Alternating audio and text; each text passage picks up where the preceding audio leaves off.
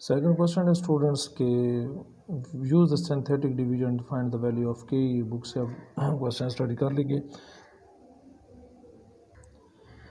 इसमें एक पॉलिनोमियल दी हुई है P of x x cube 4x² के एक्स प्लस 8 और दूसरा एक उसका फैक्टर दिया हुआ है कि x minus 2 is the factor of this polynomial. मकसद ये है कि x इसका फैक्टर हो। जब फैक्टर आप कहते हैं तो इसका मतलब है कि रिमाइंडर जो है वो ज़ीरो के इक्वल होता है। फैक्टर वो होता है कि जब आप एक नंबर को किसी बी नंबर पे डिवाइड करते हैं और रिमाइंडर ज़ीरो आ जाए तो हम कहते हैं कि ये इसका फैक्टर है। तो इसी तरीके से ये x माइनस 2 जो है ये इसी पॉलिनोमियल का फैक्टर है। आए देखते हैं कि किस तरीके से फिर सिंथेटिक डिवीजन को इस्तेमाल करते हुए हम हमने k की वैल्यू को फाइंड करना है। देखें सिंथेटिक डिवीजन को। फर्स्ट प्रोसेस जो होता है वो हमने सिंथेटिक डिवीजन में कोफिशिएंट लिखने होते हैं। इसका कोफिशिएंट 1 है, इसका 4 है, इसका k है, लास्ट में कांस्टेंट टर्म है। अब हमारे पास x is equal to minus 2 उसका फैक्टर ऑलरेडी दिए हुए तो हम सिंथेटिक डिवीजन से इसको इसके ऊपर डिवाइड करते हैं। स्टूडेंट माइनस 2 यहाँ पे लिख देंगे तो 1 मैंने कहा था फर्स्ट टर्म जो है यहाँ पे जो भी ठहरी हुई है उसको एज इट इज़ वहाँ पे नीचे लिख देते हैं। फिर आप इसी माइनस 2 को मल्टीप्लाई करेंगे माइनस के 1 के साथ तो इट विल बी माइनस 2। अब 4 माइनस 2 तो ये आंसर आपके पास 2 आ जाएगा। Minus 2 multiply with 2 it will be minus 4। यहाँ पर देखें ये k है, पहले ये हम नीचे लाएंगे फिर माइनस आपके पास 4 आ जाएगा। अब इसी तरीके से माइनस 2 को मल्टीप्लाई कर दें इसके साथ तो ये देख लें माइनस 2 मल्टीप्लाई विद k तो minus 2k minus and minus plus 4 2 ज़र 8। तो फिर हम इसको लिखते हैं, ये जो k है इसको पहले लिख देते हैं हम और 8 और 8 हमारे पास 16 हो जाएगा। ये हमारे पास जो है ये रिमाइंडर है। हमारा ताल्लुक भी इसी से है बिकॉज कि हमें फैक्टर दिया गया है और जब फैक्टर दिया जाता है तो हम कहते हैं कि इसका रिमाइंडर हम इक्वल टू 0 ले सकते हैं। तो सिंस x माइनस 2 जो है इसका फैक्टर है इस पॉलिनोमियल का तो रिमाइंडर हम इक्वल टू 0 ले सकते हैं। तो कंडीशन को अप्लाई कर रहा हूँ, यहाँ पे लिखता हूँ सिंस x माइनस 2 जो है x is equal to minus 2 is the factor so I can take minus 2k plus 16 is equal to 0. This is the remainder. So I can take it as 0 because कि हमारे पास x जो है वो x minus 2 जो है x is equal to minus 2 जो है ये इसका फैक्टर है तो इसी वजह से रिमाइंडर को हम 0 के इक्वल लेते हैं। यहाँ से k की वैल्यू फाइंड करेंगे, 16 को इस तरफ ले जाते हैं, 2 को डिवाइड कर दें यहाँ पे तो ये आपके पास 8 2 ज़र 16 तो k की वैल्यू जो है हमारे पास वो 8 आएगी। ठीक है, तो इस तरीके से हमने सिंथेटिक डिवीजन से k की वैल्यू को फाइंड करना है। क्वेश्चन 3 को देख लेते हैं कि use the synthetic division find the values of p and q और उसके आगे जो कंडीशन उसने दी है इफ़, ये कंडीशन होती है कि x plus 1 and x minus 2 are the factor of this polynomial. Means x plus 1 भी इसका फैक्टर है, यानी अकॉर्डिंग टू x प्लस 1 हम जो भी रिमाइंडर आएगा इक्वल टू 0 ले सकते हैं।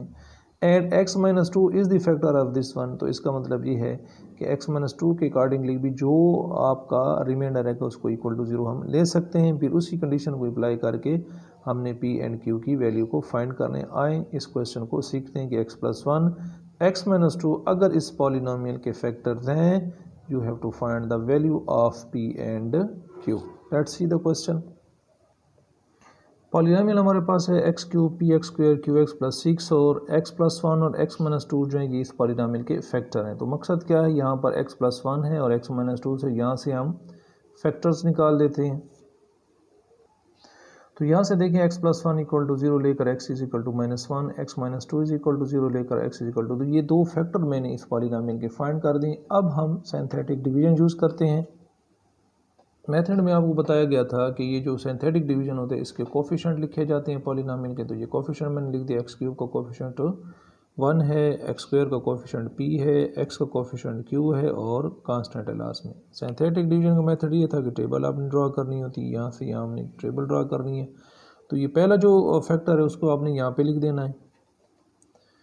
अब ये माइनस 1 है तो ये जो पहली टर्म में मैंने एक बात आया था एज इट इज़ को नीचे लिख दें। तो माइनस 1 मल्टीप्लाई विद माइनस 1 तो इट विल बी माइनस 1। तो पहले p लिखेंगे फिर माइनस 1 लिखेंगे।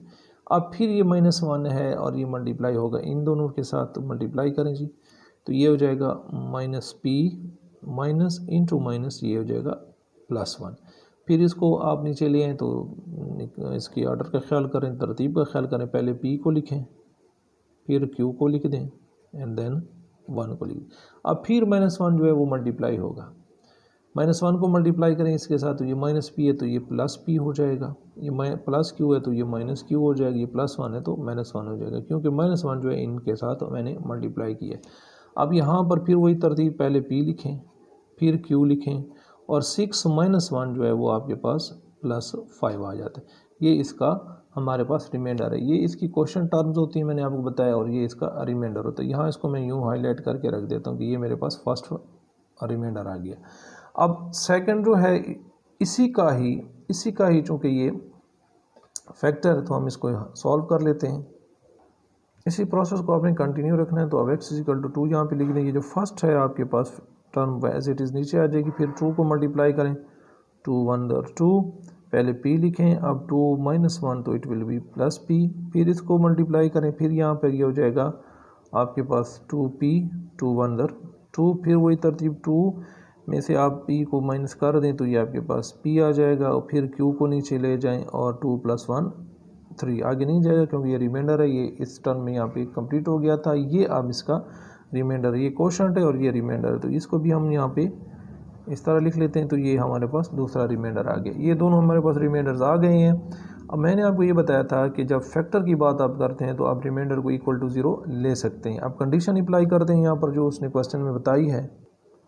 सिंस के x + 1 x - 2 फैक्टर्स हैं पॉलिनोमियल के, तो हम ये रिमाइंडर जो है ये हमारे पास है p - q + 5 = 0 ले सकता हूँ। फर्स्ट रिमाइंडर है ये मेरे पास। Second I can take p + q + 3 = 0, तो ये आपने सेकंड लेना। अब इन दोनों को सॉल्व करते हैं और यहाँ से हम इजीली p एंड q की वैल्यू फाइंड कर सकते हैं। तो सिंपली है ये, अगर इसको मैं ऐड कर दूँ तो ये मेरे पास q और q कैंसिल हो सकता है, मेरे पास p की वैल्यू आ जाएगी, फिर उसी p की वैल्यू यहाँ पे किसी भी इक्वेशन में दर्ज करके तो मैं q की वैल्यू फाइंड कर सकता हूँ। तो एडिंग कर लेता हूँ इन दोनों को। तो यहाँ पर मेरे पास +q और -q कैंसिल, 1 प्लस जो दोनों ऐड हो जाएंगे, p + p 2p हो जाएगा। यहाँ पे आपके पास 8 = 0, तो यहाँ पर सिंपली p = -8, 2 × 1 = 2, 4 × 2 = 8, तो बेटा p की वैल्यू जो है आपके पास -4 आ जाती है। अब इसी p की वैल्यू को हमने यूज़ करने किसी एक इक्वेशन में, यहाँ पे ये जो दो इक्वेशन हमने लिखी थी इसमें यहाँ पे जहाँ पर भी इस्तेमाल करना चाहते हैं कर सकते हैं। पुट p = -4 इन 1, तो 1 मेरे पास थी, p - q लिख देता हूँ दोबारा = 0। अब इसमें वैल्यू लगा दें आप, p की वैल्यू आपके पास -4, सॉरी ये -q + 5 = 0, तो -q 5 - 4 + 1 = 0। Next I have another term, it = -1, ये कैंसिल हो जाएगा, तो q की वैल्यू भी हमारे पास आ जाएगी। तो इस तरीके से हमने दो वैल्यूज़ फाइंड की, एक p की वैल्यू थी हमारे पास एंड q की वैल्यू थी हमारे पास। सिंथेटिक डिवीजन के मेथड से हमने p एंड q को फाइंड कर लिया। क्वेश्चन 4 जो है सिमिलर टू क्वेश्चन नंबर 3 है, जो अभी मैंने किया वहाँ उसी तरीके को आप यूज़ करके इसको a एंड b की वैल्यू को फाइंड कर सकते हैं, जैसे p एंड q को फाइंड किया। अब नेक्स्ट क्वेश्चन नंबर 5 है कि 1 root of the cubic equation x³ - 7x - 6 = 0 is 3, यानी एक रूट जो है वो 3 दिया हुआ है। Use a synthetic division find the other roots जो है हमने फाइंड करने, यानी क्यूबिक इक्वेशन है, x³ है तो इसके 3 रूट्स होंगे, उसमें एक रूट आपको गिवन है 3, फिर सिंथेटिक डिवीजन यूज़ करके अदर 2 जो आपके पास बचते हैं आपने उनको फाइंड करके देने। आए क्वेश्चन नंबर 5 को समझते हैं।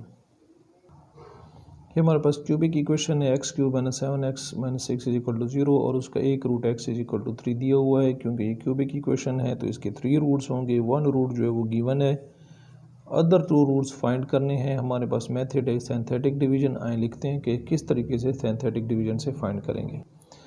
कोफिशिएंट लिखेंगे, इसके ख्याल करें x³ है, x³ के बाद x² होना चाहिए, यहाँ पे x² हमारे पास नहीं है तो हम इसको यूँ लिखेंगे, इसका कोफिशिएंट तो 1 आएगा बट x² नहीं है तो यहाँ पे कोफिशिएंट 0, फिर -7 एंड लास्ट में -6 लिख देंगे। अब आप इसको सिंपल जो मैंने बताया मेथड, आपके पास x की कीमत जो है वो 3 है, डिवाइड करें 1 फर्स्ट जो एज इट इज़ आएगा हमारे पास, तो ये मैंने कर लिया 1 वैसे का वैसा लेगा, 3 1 द 3 किया था, 3 + 0 3 आएगा, फिर 3 3 ज़रा 9 9 - 7 2 3 2 ज़रा 6 6 और 6 कैंसिल हुआ तो आपके पास ये देखें 0 है। इसका मतलब ये 3 जो है इसका फैक्टर था, तो रिमाइंडर जो है हमारे पास 0 है। तो ये मैंने आपको बताया ये क्वोशंट्स होते हैं आपके, इसको कैसे लिखते हैं।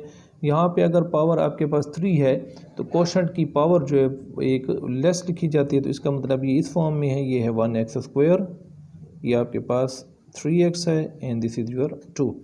अब इसकी फैक्टराइजेशन कर लेते हैं। इससे दूसरे हमने फैक्टर मालूम करने हैं जो उसने फाइंड करने को कहा है कि एक रूट आपको दिया हुआ है, अदर रूट फाइंड करें, इसकी फैक्टराइजेशन कर लेते हैं। तो देखें हम इसको मल्टीप्लाई करें 2 होता है, ऐड करें हमारे पास 3 आना चाहिए। देखें इसको यूँ लिख सकते हैं, आपको पता है कि 2 1 2 होता है, 2 + 1 3 भी होता है, सिंपल फैक्टराइजेशन है, 9th क्लास में भी आपने सीखी है। तो इसके पेयर बना लेते हैं यहाँ पर, तो x को कॉमन ले लें, तो x + 2 यहाँ से 1 वाले टेबल, तो अगेन x + 2 = 0। फर्दर इसकी सिंप्लीफिकेशन ये है कि आपके पास x + 2 कॉमन है, फिर आपके पास x + 1 रह जाती है यहाँ पे टर्म, तो x + 2 = 0 है, x + 1 = 0 है, तो x की वैल्यू कितनी आ जाएगी, यहाँ पे मेरे पास -2 और यहाँ पे x की वैल्यू -1 आ जाएगी। तो ये स्टूडेंट्स मैंने फाइंड कर लिया, एक जो फैक्टर था वो 3 था और ये दूसरे फैक्टर जो हैं ये इसके ये मेरे पास आ जाएंगे, तो ये इसका रिज़ल्ट है। इस तरीके से आपने एक्सरसाइज को कंप्लीट कर लेना है। तो ये आज सिंथेटिक डिवीज़न था और वो हमारा मेथड जो है आज कंप्लीट हो गया।